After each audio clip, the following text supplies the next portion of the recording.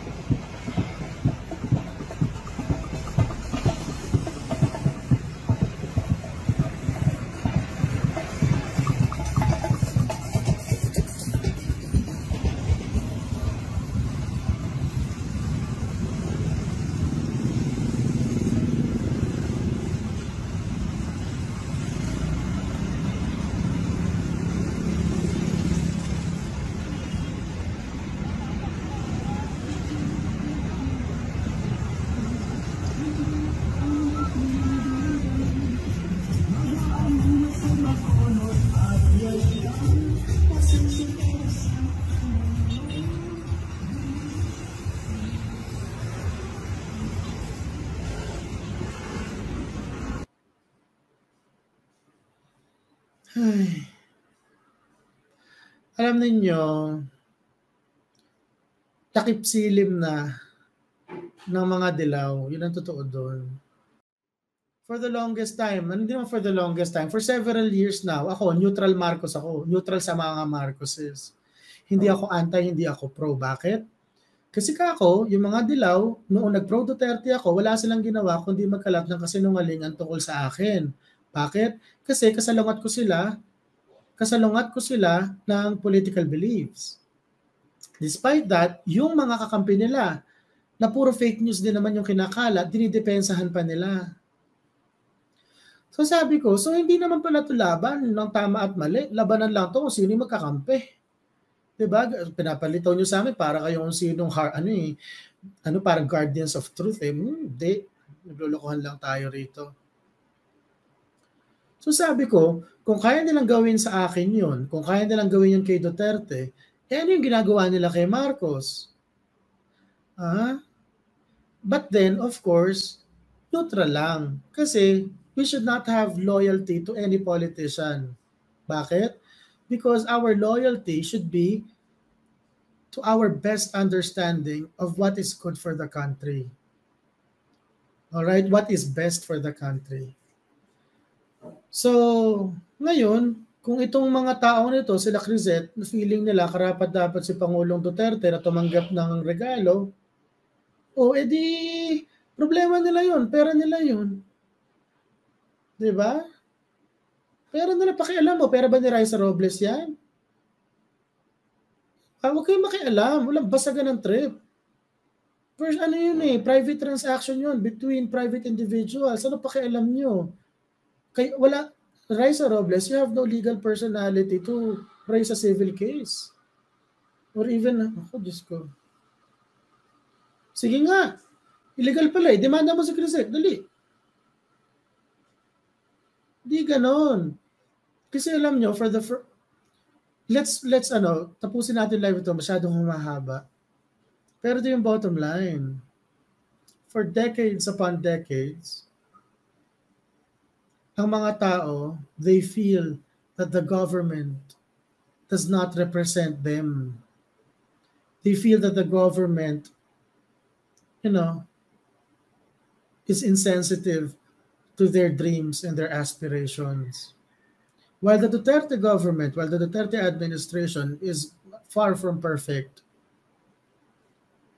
the Duterte administration so far is the nearest thing to what the average tao, of what the average Filipino actually yearns for. You guys, the yellows, cannot see that because you are the ones who benefit from the current system. You guys can go up the economic and social ladder via using the same system, the current system. But as you enjoy maybe a life in Hong Kong or going around yung trips around the world, the rest of the Filipino nation is there, stuck in the Philippines, hungry, no money na pang education, walang pambayad ng Meralco, walang trabaho. So let's cut the crap. If these people want to express gratitude to a public official for doing a job, for doing his job and doing it well, that's not your problem. Mind your own business. Kung nainggit kayo, deregalohan nyo si Chris Aquino o si Noynoy, ewan ko, problema nyo na yan. 5 questions. Inggit lang yan. Sino ba? Huh?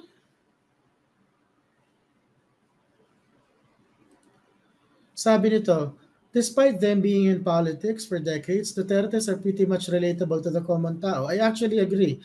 Natatandaan ninyo just a few days ago, I shared this article that I wrote in 2016 tukol doon sa aking tatang Doro, yung lolo ko. So for me, how was I able to relate to the Dutertes? Because the old man Duterte, si President Rodrigo Duterte, speaks exactly like my lolo. Yung mahal na mahal ko yung lolo ko na yun, promise. He speaks exactly like my lolo. So, whenever mainstream media hits him for the way he speaks, I get hurt. May emotion doon, siyempre. And then I retaliate.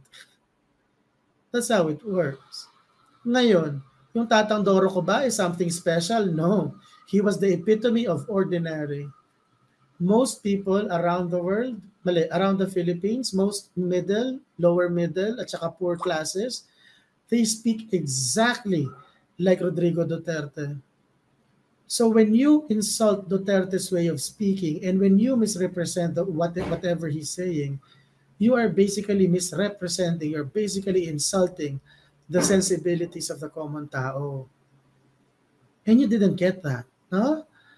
I was explaining that to you for 6 years. Tapos ngayon nyo lang biglang maintindihan magically kasi kailangan nyo na uli ng boto, ganyan.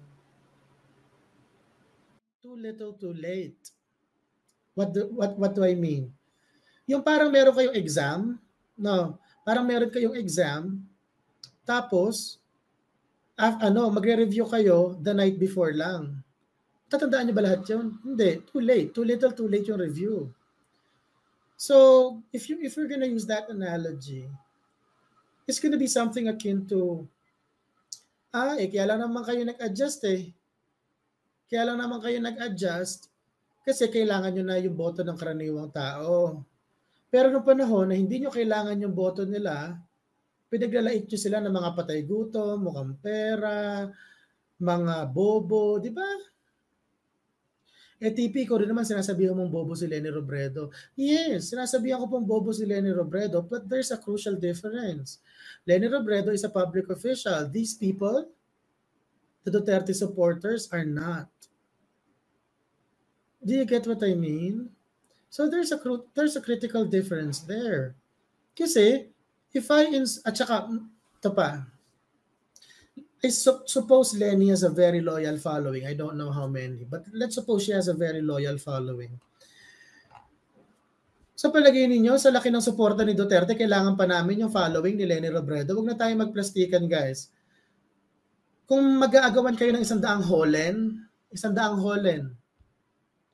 tapos alam mo na yung 8 holen nasa iyo na, at ang mananalo sa dulo, kung sino yung may pinakamaraming holen, jolens, ano mangyayari? Wala ka nang pakialam sa 2 holen, panalo ka na eh. So totoo nga lang, 6 na holen lang, panalo ka na eh. Para ganoon lang din dito. Sa kampanya ngayon, hindi nyo po ba nakikita? 49.3% doon sa Publico survey, si Bongbong Marcos. 23% si Leni Robredo. Guys, sa isang multi-party na presidential race, ang 49%, pag magtuloy-tuloy lang yun, tapos na laban. So bakit kailangan namin makipagpatayan pa? Bakit kailangan namin makipagputuan pa? Hindi na. And more importantly, ang pinakaayaw ng tao, hypocrites.